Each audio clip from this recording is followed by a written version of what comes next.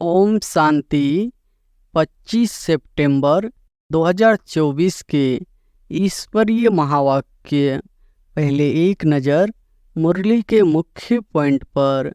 बाबा ने कहा, एक है विनाश काले विपरीत बुद्धि, दूसरे है विनाश काले प्रीत बुद्धि।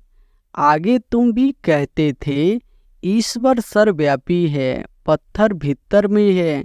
इन सब बातों को अच्छी रीति समझना है। इतनी छोटी आत्मा ही 84 जन्म लेकर सारा पाठ बजाती है। आत्मा शरीर को चलाती है। सभी आत्माएं हैं ब्राइड्स, सीताएं, और वह है राम, ब्राइड्स ग्रूम एक।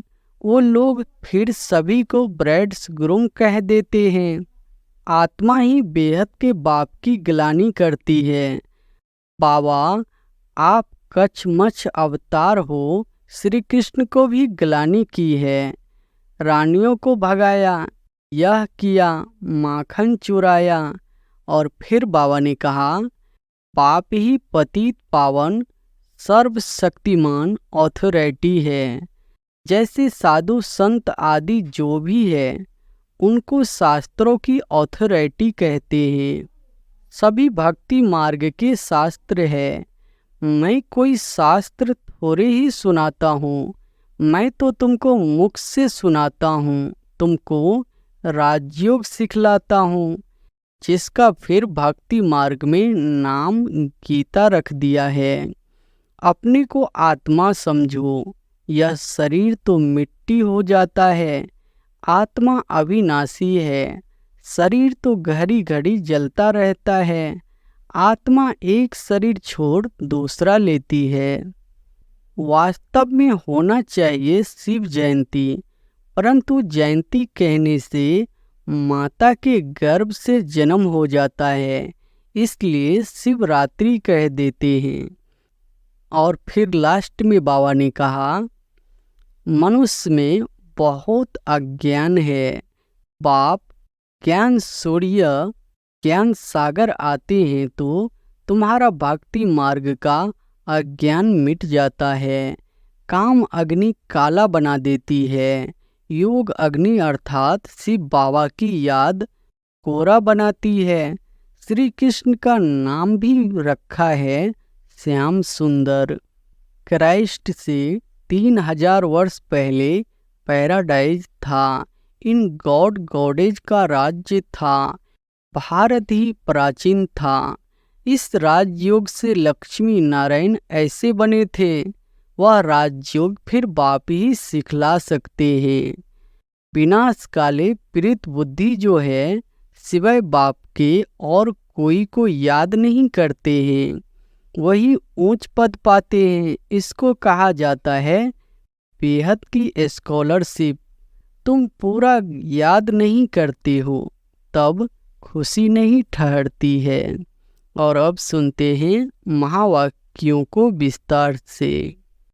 मुरली का सार है, मीठे बच्चे, बेहद की स्कॉलरशिप लेनी है तो अभ्यास करो। एक बाप के सिवाय और कोई भी याद न आए। प्रश्न है, बाप का बनने के बाद भी यदि खुशी नहीं रहती है तो उसका कारण क्या है? उत्तर है, बुद्धि में पूरा ज्ञान नहीं रहता।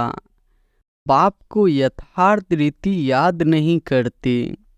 याद न करने के कारण माया धोखा देती है, इसलिए खुशी नहीं रहती। तुम बच्चों की बुद्धि में नशा रहे, पाप हमें विश्व का मालिक बनाते हैं, तो सदा उल्लास और खुशी रहे। पाप का जो वर्षा है, पवित्रता, सुख और शांति, इसमें फूल बनो तो खुशी रहेगी। ओम शांति। ओम शांति का अर्थ तो बच्चों को अच्छी रीति मालूम है। मैं आत्मा, यह मेरा शरीर, यह अच्छी रीति याद करो। भगवान माना आत्माओं का बाप हमको पढ़ाते हैं। ऐसे कभी सुना है? वह तो समझते हैं श्री कृष्ण पढ़ाते हैं, परंतु उनका तो नाम रूप है ना। यह तो पढ़ाने वाला है निराकार बाप। आत्मा सुनती है और परमात्मा सुनाते हैं। यह नई बात है ना। विनाश तो होने का ही है ना। एक है विनाश काले विपरीत बुद्धि, दूसरे है विनाश काले प्रीत बुद्धि। आगे तुम भी कहते थे ईश्वर सर्वव्यापी है, पत्थर भीतर में है। इन सब बातों को अच्छी रीति समझना है। यह तो समझाया है आत्मा अविनाशी है, शरीर विनाशी है। आत्मा कभी घटती बढ़ती नहीं। वह है इतनी छोटी आत्मा। इतनी छोटी आत्मा ही 84 जन्म लेकर सारा पाठ बजाती है। आत्मा शरीर को चलाती है। ऊंच से ऊंच बाप पढ़ाते हैं तो जरूर मर्तबा भी ऊंच मिलेगा। आत्मा ही पढ़कर मर्तबा पाती है। आत्मा कोई देखी नहीं जाती। बहुत कोशिश करते हैं कि देखे आत्मा कैसे आती है, कहाँ से निकलती है, परंतु मालूम नहीं पड़ता है। करके कोई देखे भी तो भी समझ नहीं सकेंगे। यह तो तुम समझते हो आत्मा ही शरीर में निवास करती है। आत्मा अलग है, जीव अलग है। आत्मा छोटी बड़ी नहीं होती है, जीव छोटे से बड़ा होता है। आत्मा ही पतित और पावन बनती है। आत्मा ही बाप को बुलाती है, हे पतित आत्माओं को पावन बनाने वाले बाबा आओ। यह भी समझाया है सभी आत्माएं हैं, ब्राइड्स सीताएं और वह है राम। ब्राइड्स ग्रूम एक, वो लोग फिर सभी को ब्राइड ग्रूम कह देते हैं। अब ब्राइड ग्रूम सब में प्रवेश करे यह तो हो नहीं सकता। यह बुद्धि में उल्टा ज्ञान होने के कारण ही नीचे गिरते आए हैं, क्योंकि बहुत गलानी करते, पाप करते, डिफेम करते हैं।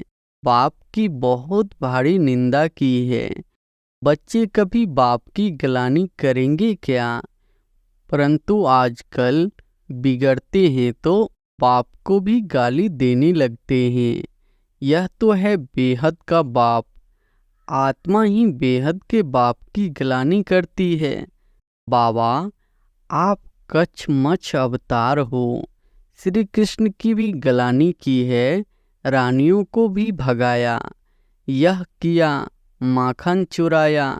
अब माखन आदि चुराने की उनको क्या दरकार पड़ी? कितनी तमोप्रधान बुद्धि बन पड़े हैं। बाप कहते हैं मैं आकर तुमको पावन बनाने की बहुत सहज युक्ति बताता हूँ। पाप ही पतित पावन सर्वशक्तिमान ऑथोरिटी है।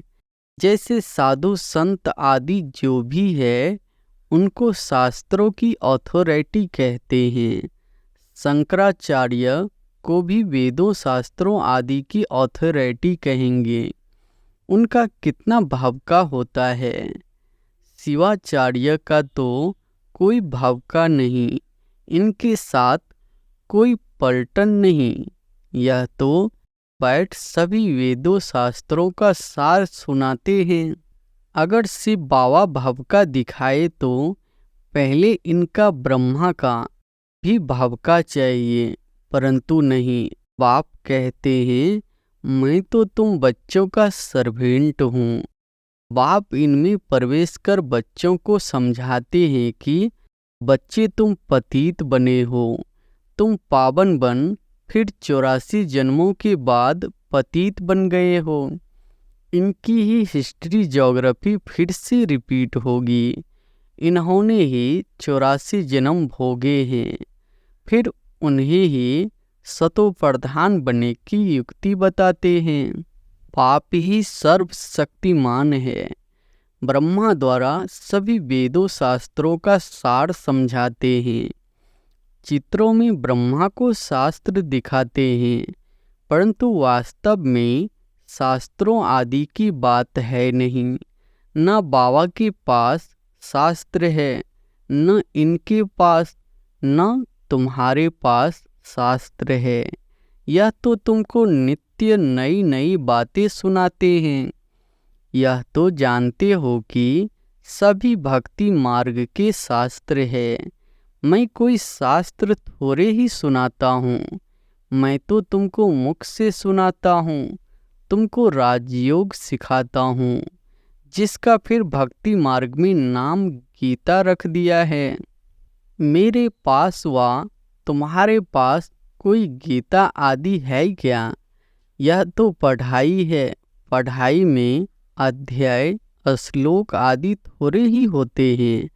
मैं तुम बच्चों को पढ़ाता हूँ, हूबहू कल्प कल्प ऐसे ही पढ़ाता रहूँगा। कितनी सहज बात समझाता हूँ। अपने को आत्मा समझो। यह शरीर तो मिट्टी हो जाता है। आत्मा अविनाशी है। शरीर तो घड़ी घड़ी जलता रहता है। आत्मा एक शरीर छोड़ दूसरा लेती है। पाप कहते हैं मैं तो एक ही बार आता हूँ। शिवरात्रि मनाते भी हैं। वास्तव में होना चाहिए शिव जयंती, परंतु जयंती कहने से माता के गर्भ से जन्म हो जाता है, इसलिए शिवरात्रि कह देते हैं। द्वापर कलयुग की रात्रि में मेरे को ढूंढते हैं, कहते हैं सर्वव्यापी है। तो तेरे में भी है ना, फिर धक्के क्यों खाते हो? एकदम जैसे देवता से आसुरी संप्रदाय के बन जाते हैं। देवताएं कभी शराब पीते हैं क्या? वही आत्माएं फिर गिरी है तो शराब आदि पीने लग पड़ी है। बाप कहते हैं अब इस पुरानी दुनिया का विनाश भी जरूर होना है। पुरानी दुनिया में है अनेक धर्म, नई दुनिया में है एक धर्म। एक से अनेक धर्म हुए हैं, फिर एक जरूर होना है। मनुष्य तो कह देते कलयुग में अभी 40,000 वर्ष परे हैं। इसको कहा जाता है घोर अंधियारा। ज्ञान सूर्य प्रगटा, अज्ञान अंधेर विनाश। मनुष्यों में बहुत अज्ञान है। पाप ज्ञान सूर्य, ज्ञान सागर आते हैं तो तुम्हारा भक्ति मार्ग का अज्ञान मिट जाता है। तुम बाप को याद करते करते पवित्र बन जाते हो। खाद निकल जाती है। यह है योग अग्नि। काम अग्नि काला बना देती है। योग अग्नि अर्थात शिव बाबा की याद गोरा बनाती है। श्री कृष्ण का नाम भी रखा है श्याम सुंदर, परंतु अर्थ थोड़े ही समझते हैं। बाप आकर अर्थ समझाते हैं। पहले पहले सतयुग में कितने सुंदर थे। आत्मा पवित्र सुंदर है तो शरीर भी पवित्र सुंदर लेती है। वहाँ कितना धन दौलत सब कुछ नया होता है। नई धरनी फिर पुरानी होती है। अब इस पुरानी दुनिया का विनाश जरूर होना है। खूब तैयारियां हो रही है। भारतवासी इतना नहीं समझते हैं जितना वह समझते हैं कि हम अपने कुल का विनाश कर रहे हैं। कोई प्रेरक है, साइंस द्वारा हम अपना ही विनाश लाते हैं। यह भी समझते हैं क्राइस्ट से 3000 वर्ष पहले पैराडाइज था। इन गॉड गॉडेज का राज्य था। भारत ही प्राचीन था। इस राजयोग से लक्ष्मी नारायण ऐसे बने थे। वह राजयोग फिर बाप ही सिखला सकते हैं। सन्यासी सिखला न सके, आजकल कितनी ठगी लगी पड़ी है। बाहर में जाकर कहते हैं हम भारत का प्राचीन योग सिखलाते हैं और फिर कहते अंडा खाओ, शराब आदि भल पियो, कुछ भी करो। अब वह कैसे राजयोग सिखला सकेंगे? मनुष्य को देवता कैसे बनाएंगे? बाप समझाते हैं आत्मा कितनी ऊंच है। फिर पुनर्जन्म लेते लेते सतो प्रधान से तमो प्रधान बन जाती है। अब तुम फिर से स्वर्ग की स्थापना कर रहे हो। वहाँ दूसरा कोई धर्म होता ही नहीं। अब बाप कहते हैं नरक का विनाश तो जरूर होना है। यहाँ तक जो आए हैं वह फिर स्वर्ग में जरूर जाएंगे। शिव बाबा का थोड़ा भी ज्ञान सुना तो स्वर्ग में जाएंगे जरूर। फिर जितना पढ़ेंगे, बाप को याद करेंगे, उतना ऊंच पद पाएंगे। अभी विनाश काल तो सबके लिए है। विनाश काले पीड़ित बुद्धि जो है सिवाय बाप के और कोई को याद नहीं करते हैं, वही ऊंच पद पाते हैं। इसको कहा जाता है बेहद की स्कॉलरशिप। इसमें तो रेस करनी चाहिए।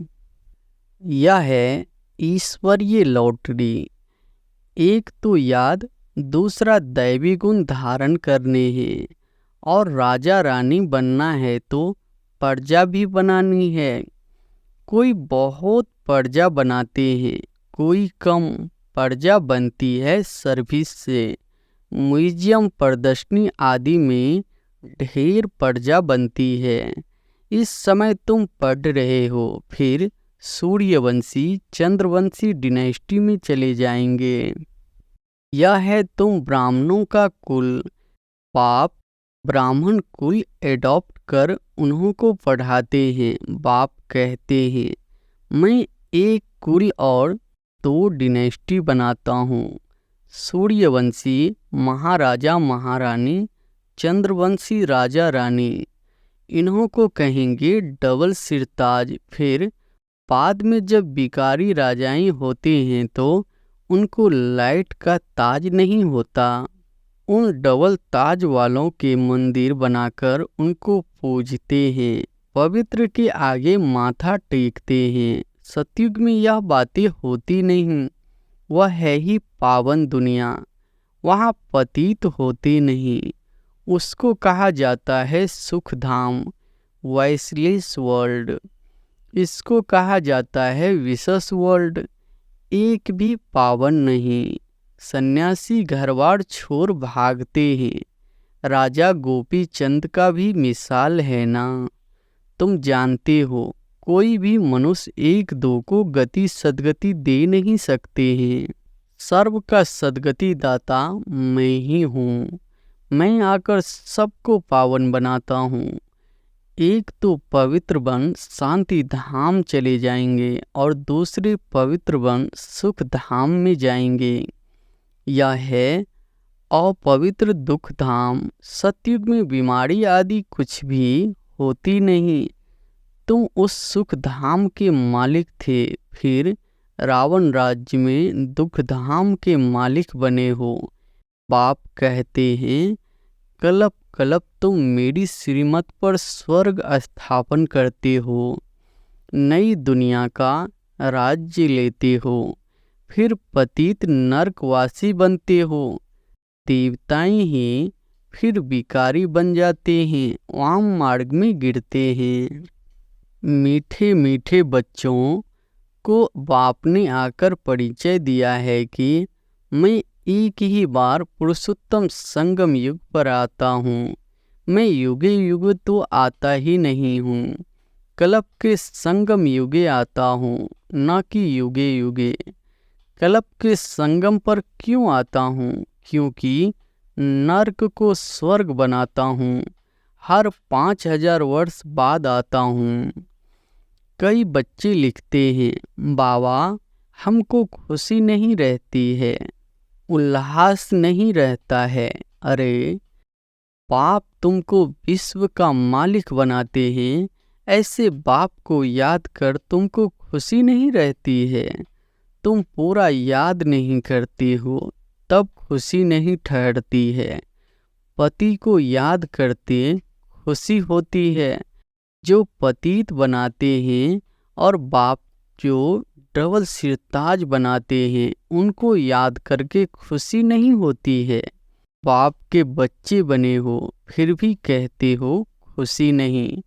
पूरा ज्ञान बुद्धि में नहीं है, याद नहीं करते हो, इसलिए माया धोखा देती है। बच्चों को कितना अच्छी रीति समझाते हैं, कलप कलप समझाते हैं। आत्माएं जो पत्थर बुद्धि बन पड़ी है उनको पारस बुद्धि बनाता हूँ। नॉलेज फुल बाप ही आकर नॉलेज देते हैं। वह हर बात में फुल है, प्यूरिटी में फुल, प्यार में फुल, ज्ञान का सागर, सुख का सागर, प्यार का सागर है ना।